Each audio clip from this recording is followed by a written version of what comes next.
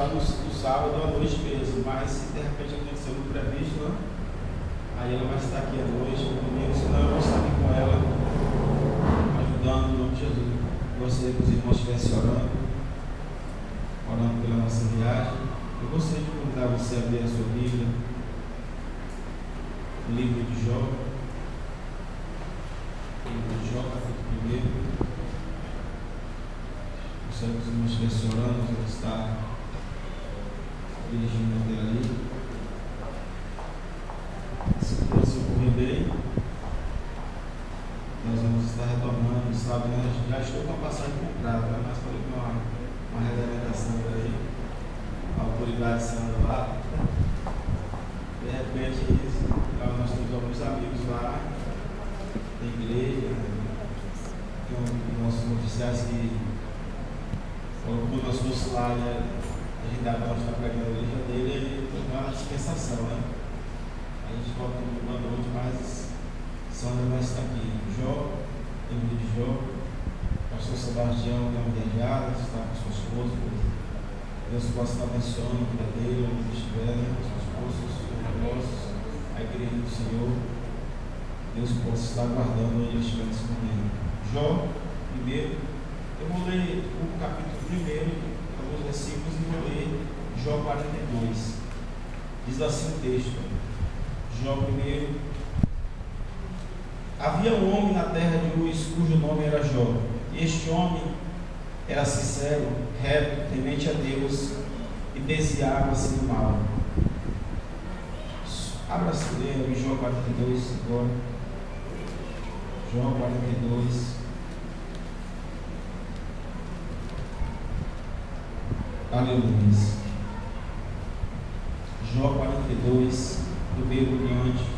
Diz assim: então respondeu Jó ao Senhor e disse: bem sei eu que tudo podes,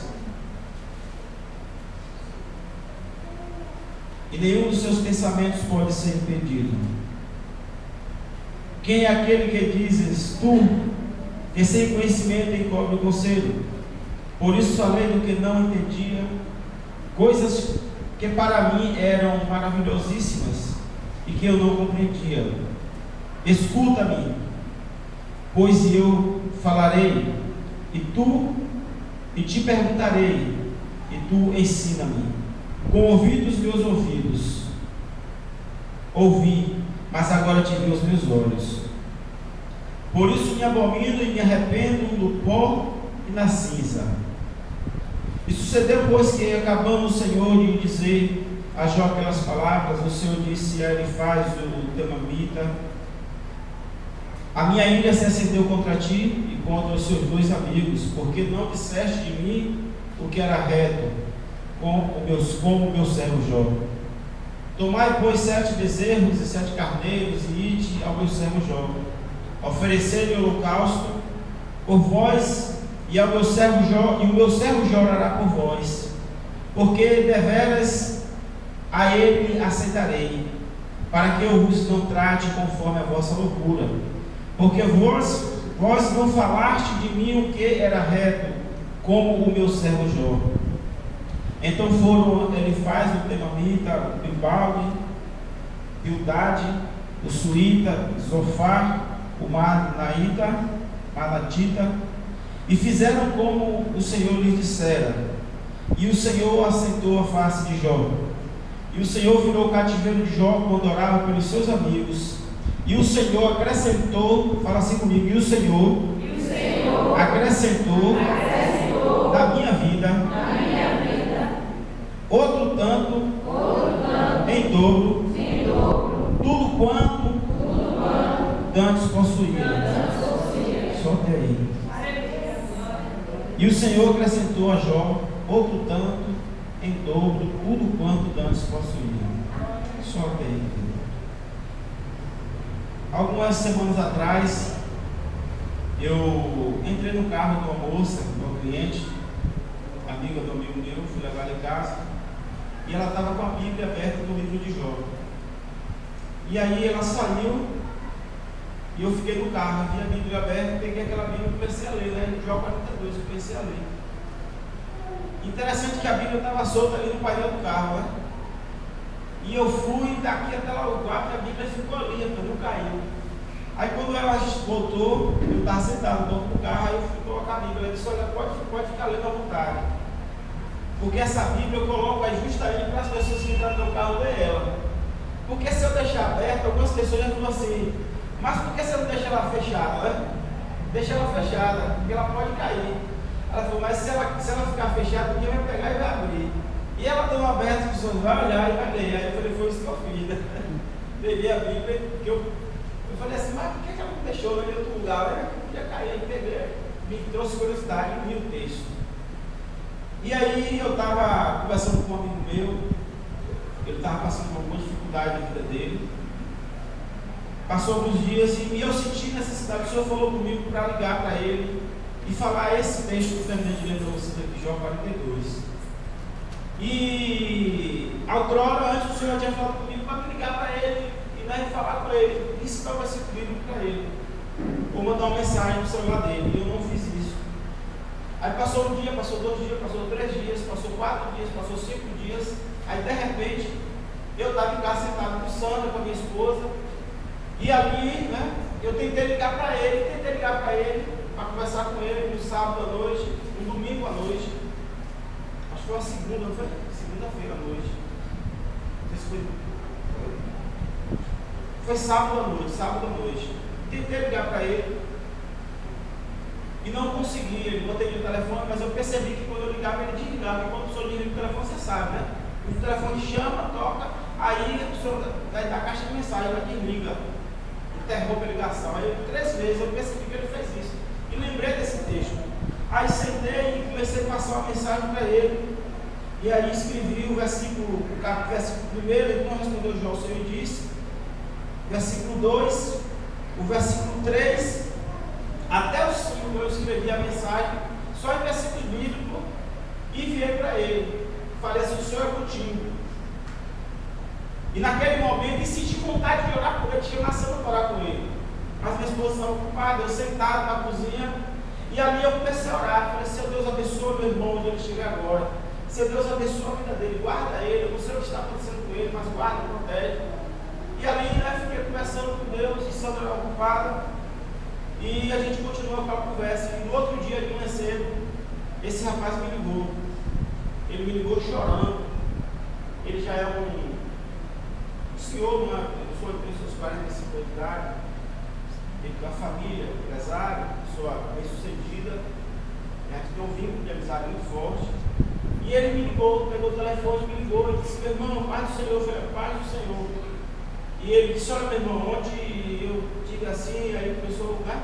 Naquele momento eu estava tendo uma conversa, né, com minha esposa, e ela começou a falar algumas coisas comigo, e naquele exato momento você ligou o telefone, eu desliguei, e fui para a praia, comecei a chorar.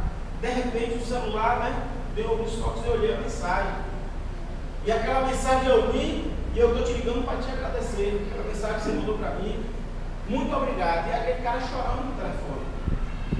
Chorando porque a esposa tinha pedido para que ele se retirasse da casa dele. E ele chorando, eu não sei o que eu vou fazer. Rapaz, Deus é contigo. Sou eu contigo. Sou eu contigo, o senhor está nesse negócio, rapaz. E aí falei para ele que eu tinha sentido a necessidade de enviar aquela mensagem, ligar para ele e falar no telefone. Mas naquela noite o senhor me incomodou, eu não consegui falar, mas eu liguei para ele. Eu enviei aquela mensagem. E naquele exato momento ele estava na beira da praia, sozinho ali, chorando, né, sem saber o que fazer. Desespero. E a palavra de Deus era refrigerante para as nossas almas. Alguns teólogos, alguns judeus, eles não acreditam no livro de Jó, né? Eles não acreditam no livro de Jó. Por que eles não acreditam no livro de Jó? Porque é impossível. Aos olhos de algumas pessoas vão passar por tanta dificuldade para permanecer firme, sabe? Então, assim, algumas pessoas eles acham que, não sei, né, o nome que vou dar aqui, mas ele acha que criaram essa história, sabe? Acerca de Jó, né?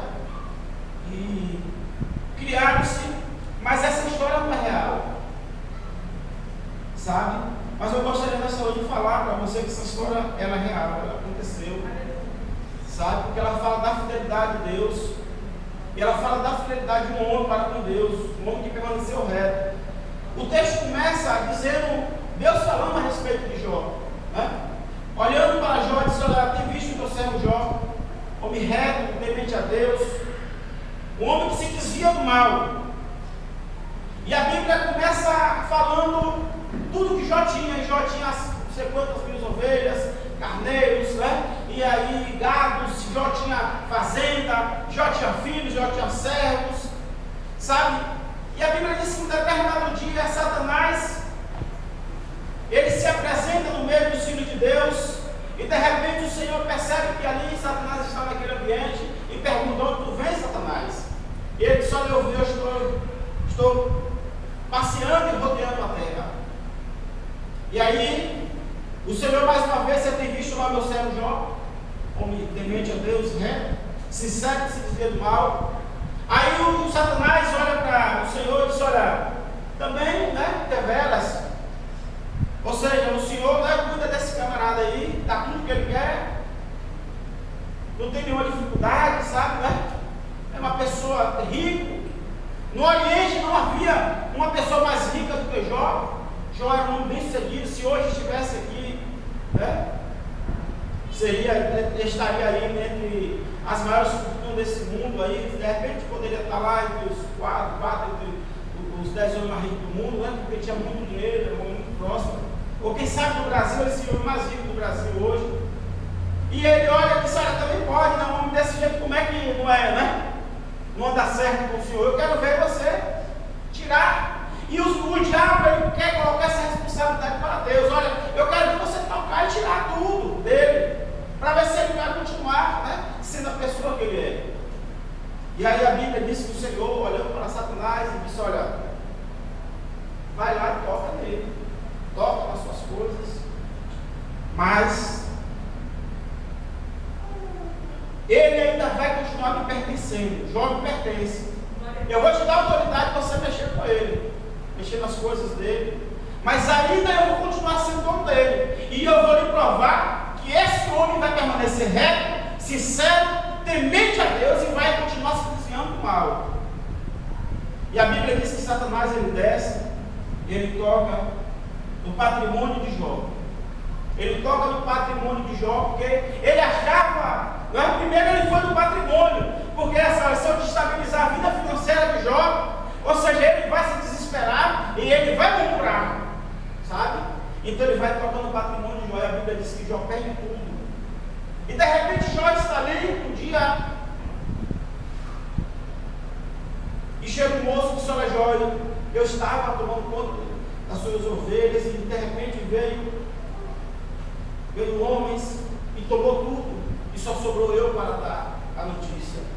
E de repente veio outro homem, só eu estava também, e veio pessoas ali e pegou tudo, todas as ovelhas. Aí veio outro, só olha, os bois também carregaram tudo, e só eu restei para trazer a notícia. E Jó parado, quieto.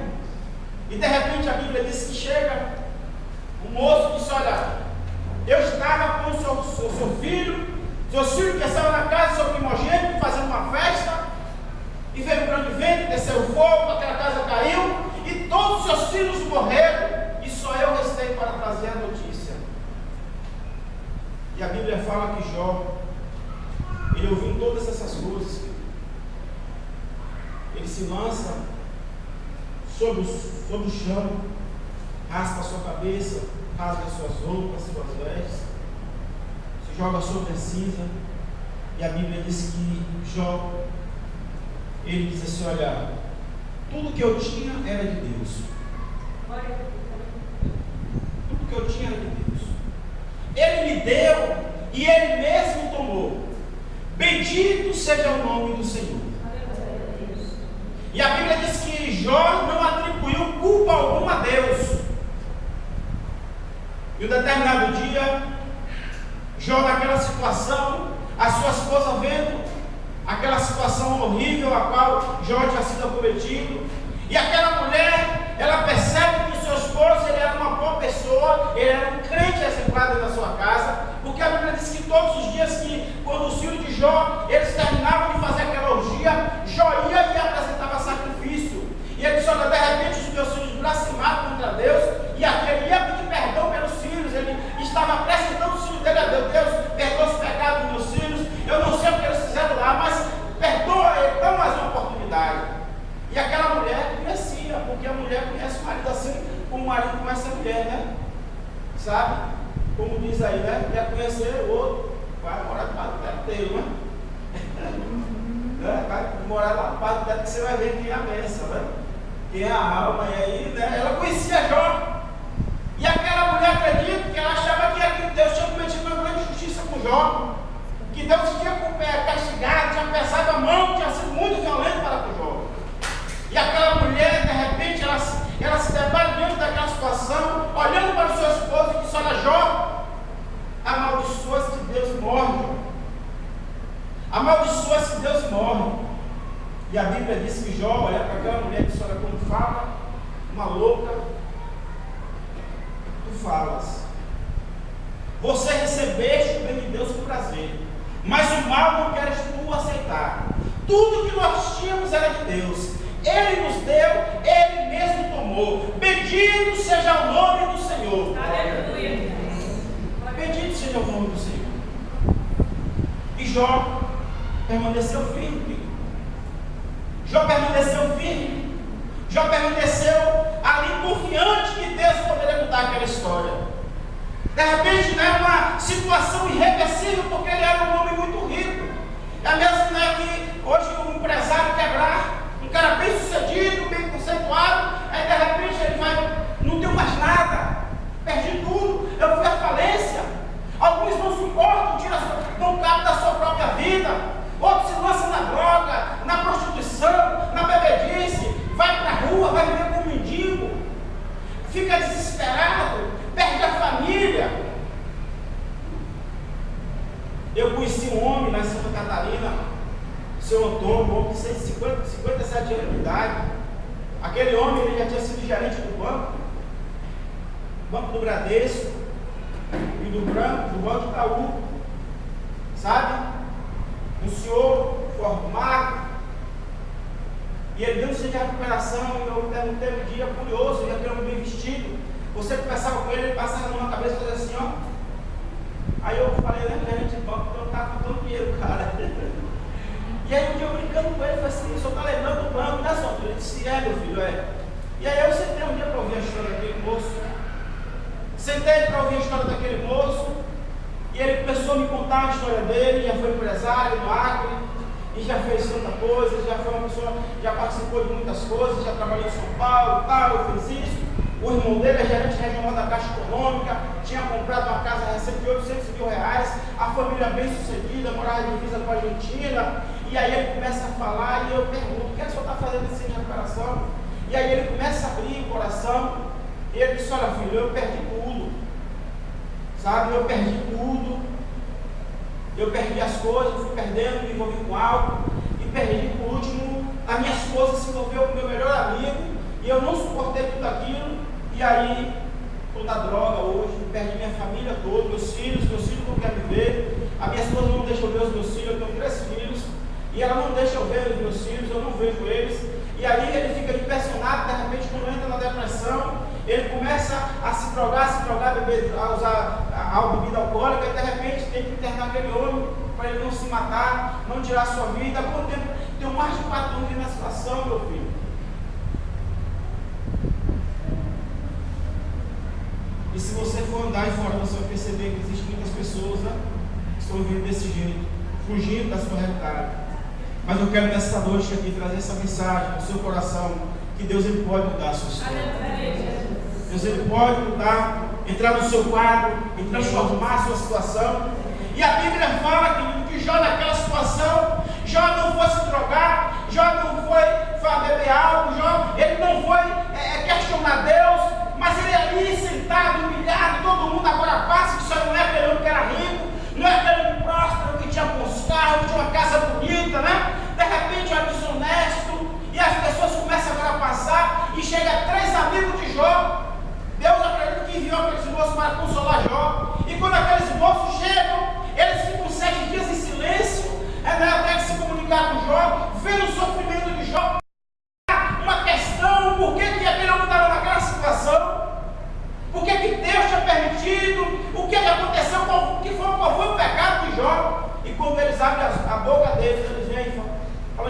confessa o seu pecado, Jó.